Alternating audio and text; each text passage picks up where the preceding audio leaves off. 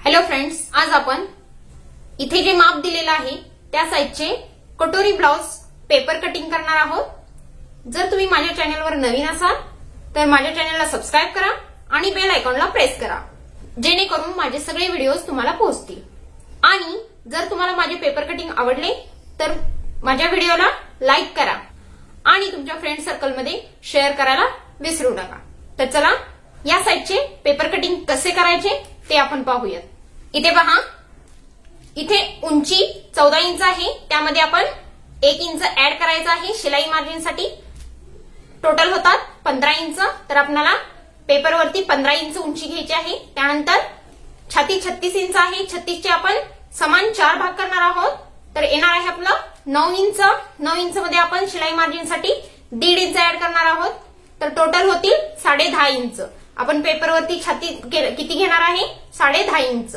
नंतर आडवा गळा घ्यायचा आहे 2.5 इंच, शोल्डर घ्यायचा आहे 5.25 इंच, पुढचा गळा आहे 5.5 इंच। आपल्याला तयार 5.5 इंच हवा आहे, तर आपण शिलाई मार्जिनसाठी अर्धा इंच ऍड करणार आहोत, तर टोटल होतील 6 इंच।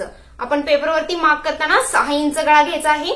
त्यानंतर मुंडा घेणार आहोत 6 इंच, कटोरी आहे 5 इंच, मागचा गळा 9.5 इंच तयार हवा आहे, त्यासाठी आपण शिलाई मार्जिनसाठी अर्धा इंच ऍड करणार आहोत, टोटल होतील 10 इंच। आपण पेपरवरती मार्किंग करताना 10 इंच गळा घेणार आहोत।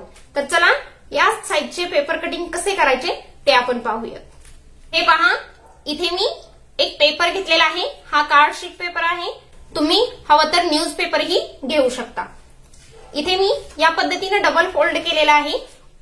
जी ही ओपन बाजू आहे ती आपण आपल्या विरुद्ध दिशेला करणार आहोत आणि ही जी बंद बाजू आहे ती आपण आपल्या दिशेला करणार आहोत, आपल्या साइडला करणार आहोत। सर्वात प्रथम आपण बंद बाजूवरती ब्लाउजची उंची घेणार आहोत। हे पहा, इथे ब्लाउजची उंची मी 15 इंच घेतलेली आहे आणि छाती 10.5 इंच घेतलेली आहे, तर इकडे 10.5 इंच आणि इकडेही 10.5 इंच असा टोटल बॉक्स तयार करून मी याची कटिंग करून घेतलेली आहे। तुम्ही पण याप्रमाणे कटिंग करा। उंची आणि छाती घ्यायची आहे आणि एक बॉक्स तयार करून त्याची साइडनी कटिंग करून घ्यायची आहे। त्यानंतर आडवा गळा घेणार आहोत आपण 2.5 इंच, शोल्डर घ्यायचा आहे 5.25 इंच। त्यानंतर जो आडव्या गळ्याचा मार्क केलेला आहे तिथून आपण पुढचा गळा किती आहे तो घेणार आहोत, तर पुढचा गळा आपला आहे 6 इंच। हे पहा, 6 इंच वरती मार्क करून एक लाईन ड्रॉ करायची आहे। त्यानंतर इथून ही आपण आडवी लाईन ड्रॉ करणार आहोत। त्यानंतर जो शोल्डरचा मार्क केलेला आहे तिथून आपण मुंडा घेणार आहोत। मुंडा घ्यायचा आहे 6 इंच आणि इथून इकडे आडवी लाईन ड्रॉ करणार आहोत। या पद्धतीने मार्किंग करून घ्यायचं आहे। त्यानंतर इथून खाली क्रॉस पट्टीचे माप टाकायचे आहे। हे पहा, खालून वरती 4.25 इंच घेतलेला आहे मी इकडच्या बंद बाजूवरती आणि ओपन बाजूवरती 3.25 इंच घ्यायचं आहे।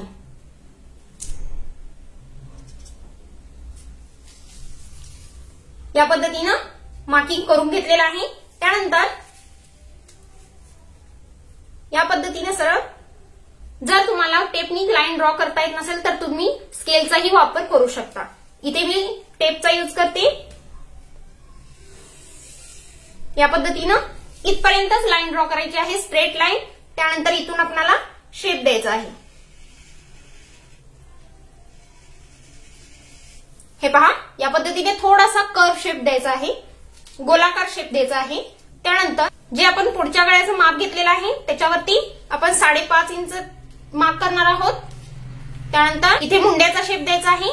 हे पहा, इथून वरती 2.5 इंच, या साइडलाही 2.5 इंच। हे आपण 2.5 इंचाचं मार्किंग मागच्या मुंड्यासाठी केलेलं आहे, तर आता पुढच्या मुंड्यासाठी आपण इथून वरती 1.5 इंच घ्यायचं आहे। हे पहा, इकडे 1.5 इंच आणि इकडे 1.5 इंच आणि याला या पद्धतीने शेप द्यायचा आहे।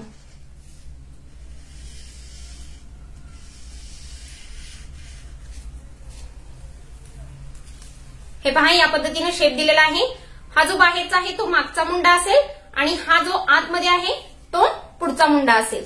त्यानंतर जो आपण आतल्या मुंड्याचा शेप दिलेला आहे तिथून आपण 2.5 इंच घेणार आहोत. हे पहा 2.5 इंच वरती एक मार्क केलं आणि एक लाईन ड्रॉ केली. त्यानंतर 2 इंच वरती एक मार्क करणार आहोत. त्यानंतर इथे कटोरीचं माप घ्यायचं आहे. कटोरी आपली किती आहे 5 इंच. तर इथे जी स्ट्रेट लाईन आहे तिथे आपण बंद बाजूवरून 5 इंच घेणार आहोत. इथे 5 इंचावरती एक मार्क केलेला आहे मी. त्यानंतर आपण गळ्याला शेप द्यायचा आहे.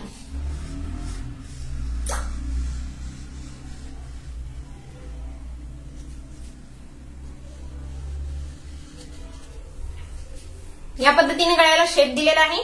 त्यानंतर आता कटोरीला शेप द्यायचा आहे. हे जे 5.5 इंचाचं मार्क केलेलं होतं आपण तिथून आपण कटोरीला शेप देणार आहोत. हे जे 2 मार्क आहेत त्याच्या या मार्कच्या बाहेर यायचं नाही आणि या मार्कच्या इकडे बाहेर जायचं नाही. या 2 मार्कच्या मधूनच आपली लाईन गेली पाहिजे. कटोरीचा शेप गेला पाहिजे. तर पहा इथे कसा शेप द्यायचा आहे तो.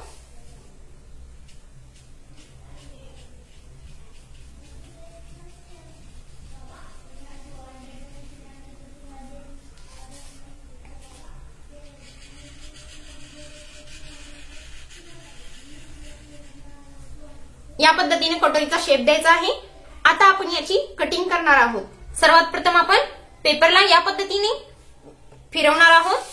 हे पहा हा जो बाहेरचा मुंडा आहे पाठीमागचा मुंडा तो आपण सर्वात प्रथम कटिंग करून घ्यायचा आहे. हे पहा या पद्धतीने पाठीमागचा मुंडा अगोदर आपण कट केलेला आहे. दोन्ही पेपर व्यवस्थित पकडून हा पाठीमागचा मुंडा कट करायचा आहे. त्यानंतर हे जे आपण फोल्ड केलेलं आहे मधून हे पहा हा जो फोल्ड केलेला आहे तिथून आपण कटिंग करणार आहोत.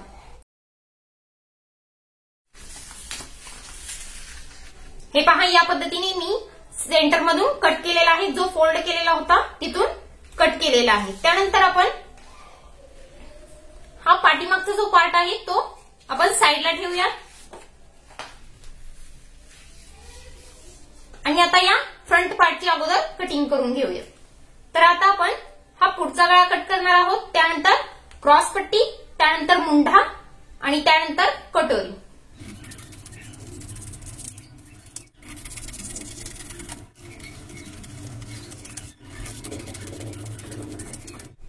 हे पहा या पद्धतीने आपला फ्रंट पार्ट कटिंग करून तयार आहे. आता आपण पाठीमागचा पार्ट कसा कटिंग करायचा ते पाहूया.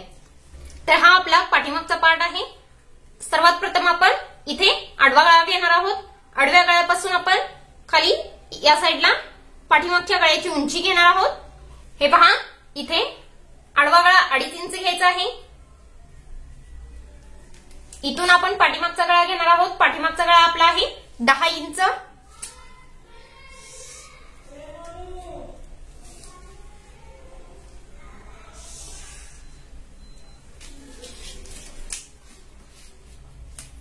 इथून एक आडवी लाईन ड्रॉ करणार आहोत. यानंतर आता गळ्याला शेप द्यायचा आहे. तुम्हाला जसा हवा तसा तुम्ही शेप देऊ शकता. इथे मी गोल गळ्याचा शेप देणार आहे.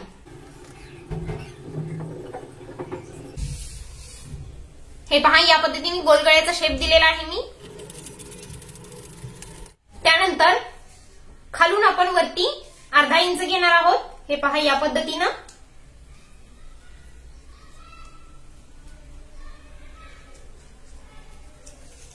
इथेही अर्धा इंच घ्यायचा आहे. या पद्धतीने लाईन ड्रॉ करायची आहे.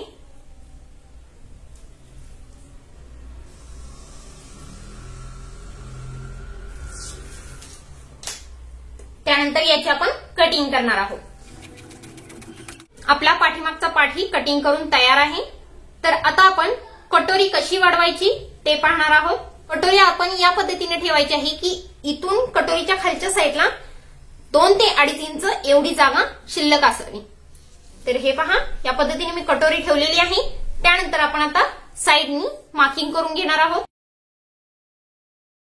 त्यानंतर हे जे 2 पॉइंट आहेत ते आपण या पद्धतीने जॉईन करणार आहोत. जेणेकरून आपल्याला कटोरीचा सेंटर भेटेल। इथे थोडासा तिरका टेप पकडायचा आहे या पद्धतीनं, हे पहा, आणि इथून 1 इंच या साईडला घ्यायचं आहे आणि इथून एक लाईन ड्रॉ करायची आहे। हे पहा, इथून 1 इंच घेताना आपण टेप थोडासा खालच्या साईडला तिरका केलेला आहे आणि इथून 1 इंच घेताना आपण टेप थोडासा वरती केलेला आहे। तर इथून 1 इंच घ्यायचं आहे आपण या साईडला। त्यानंतर इथून आपण 2 इंच घ्यायचं आहे, हे पहा या पद्धतीनं 2 इंच। आता आपण हे सगळे पॉइंट जॉईन करणार आहोत। या पद्धतीने इथे स्ट्रेट लाईनने जॉईन करायचं आहे। त्यानंतर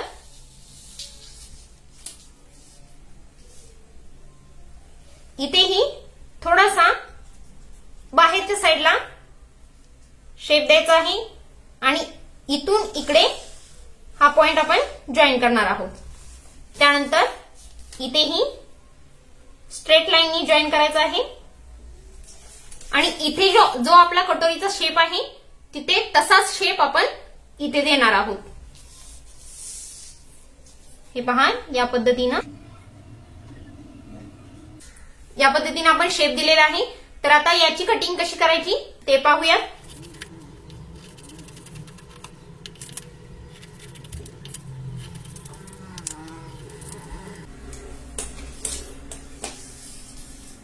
हे पहा, या पद्धतीने आपली कटोरी वाढवून झालेली आहे।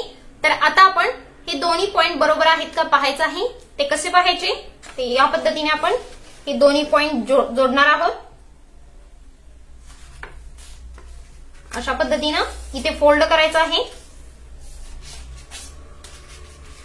आणि हे पहा, इथे थोडंसं खाली वर जे आहे ते आपण कटिंग करून घेणार आहोत। या पद्धतीने आपली कटोरी वाढवून तयार आहे। याच्यानंतर बाही कटिंग करायची असते। जर तुम्हाला बाही कटिंगचा डिटेलमध्ये व्हिडिओ पाहायचा असेल तर माझ्या चॅनलवरती तो अवेलेबल आहे, तो तुम्ही चेकआउट करू शकता किंवा त्याची लिंक मी तुम्हाला डिस्क्रिप्शन बॉक्समध्ये देईन। तर हे पहा, आपली ब्लाउज कटिंग कंप्लीट झालेली आहे। तर हा आपला फ्रंट पार्ट रेडी आहे आणि हा बॅक पार्ट। जर तुम्हाला 36 साईजची कटोरी ब्लाउज कटिंग ही समजली असेल तर माझ्या व्हिडिओला लाईक करा आणि जास्तीत जास्त लोकांना शेअर करा। आणि जर माझ्या चॅनलवरती तुम्ही नवीन असाल तर माझ्या चॅनलला सबस्क्राईब जरूर करा।